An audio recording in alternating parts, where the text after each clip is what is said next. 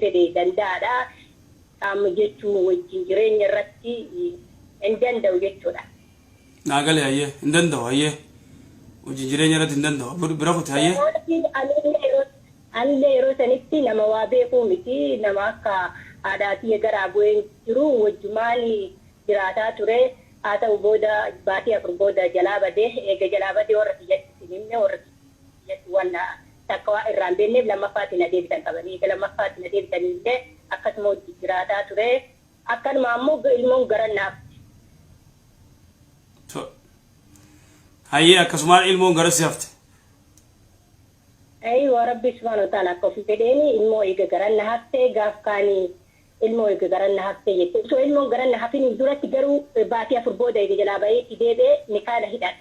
Nikaa ittiin adeemsanii jechuun nikaana hidhanii. Ittiin adeemsanii nikaana hidhanii eegatti ilmoo garanna hafte gaafa dhaluuf deemu ammoo mistashfaa deemee mistashfaa dhalee waan dhaluu hin dandeenye malam mistashfaa deemee mistashfaa dhalee eegana waliin jireenyi namichaa kana na jibbisiisee jennaan jalaa bahee jira khalaas. Abbaan kiyyas booda obboleeyya isaallee dhugaa jiru himee abbaallee dhugaa jiru hangaruma obboleeyyaniitii shamarraniitii dhiiraatii dhugaa jiru himee rakkoo akkanaatiin jira waliin jireenya hin danda'u eegala fudhatee ammoo bultiin barbaada jedhee bulee laakiin ammoo rakkoo akkanaa qabaa waliin jiraachuu hin danda'u jedhee dhugaa jiru himee eegaa warra kiyya galillee warra kiyya maalumatti dhibee yennaa dhugaa jiru himee jira haa eega rakkoo akkanaa jiraate hin beeku jedhe abbaa kiyyatti nikaa sanarraa hiikuu dideenni.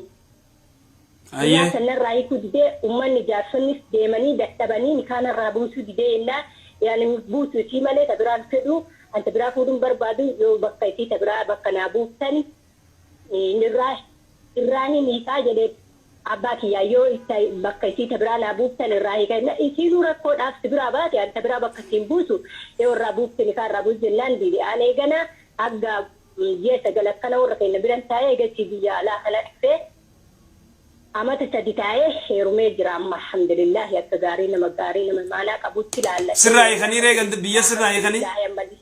Akka gaarii jira. Akka gaarii jira. Isaa sun akkam amata sadi taa'eetiin heerume. Achi sirraa ni hiikne ree?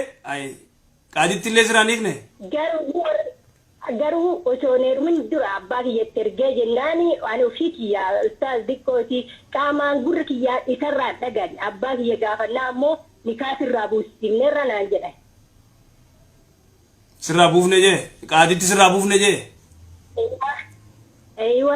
Garuu ammoo deebee osoo heerumin dura osoo jaarsammaa kanatti heerumin duratti sheeka gaafadheera sheekumaa riyaadi keessa jiran jechuudha sheenni suni gaafadhee asin dur na fudhatee ture nikaallee na godhatee jira eega na fudhatee booda nikaa na godhate jennaan nikaa eegatti fudhatee booda zinaasitti dalagee nikaa hidhatee nikaa sun baaxilaa naan jedhan sheenni sun. Kanaaf anillee abbaa kiyyallee gaafadhee haa ta'u narraa buusisaan jedhee nikaa lammaffaa hidhadhee jira garuu nikaa lammaffaa yeroo hidhadhu waggaa sadi taa'eeti. Ati abbaan ammaa gabaye waggaa afur walii galatti. Ati alaa kullaan abbaan kee buuse jeemi sirraani qaaditti. Naan jedhe garuu isarraa gurra kiyyaan hin dhagaanne. Eenyurraa? Namticha duraasa irraa gurra kiyyaan hin dhagaanne. Namticha dhiis. Garuu abbaan kiyya sirraa buusisee seeraan jedhe. Namticha dhiis abbaan kee buufne jee irraa qaaditti irraa buufne jee. Isumaan akka asummaatitti waamanii irraa buusini kaa heerummaa jirti mucattiin biyya jenneet irraa buusini irraa naan jedha. Khalaas namaan dandeenye maal biraa goota tolchite khalaas. Ayyalla heerumtee mi nikaanis bu'ee khalaas. Hayyee inni kun amma waa'ee maarii yoo ofii didde dubartiin maarii isitu kennuufii qaba jedhanii maariin irraa qaba. No si ati gaafasis maarii wayii si kannee? Si kannee maallaqa gaafas? Maariin Mallaqa si kannee maarii? Horii naa kenne malee mallaqa naa kenne horii naa kenne gaafa. Horii san deebisuuf egaa. Horii san ni deebi. Biraa fudhannee akkasumatti dhiisee biraa deebi. Horii sanis wayii biraa fudhatte? Hin fudhannee. Khalaas oruma san si jibbee. Qofaan biraa deemee gaarii jiraachuu naa wayyan jedhee biraa deeme yeroo sadi. Na dhaggeeffadhu. Nama kiyyaayyoo isaaf rakkoo qaba. Bara dhaggeeffadhu haa bara amma simuuf hin deema.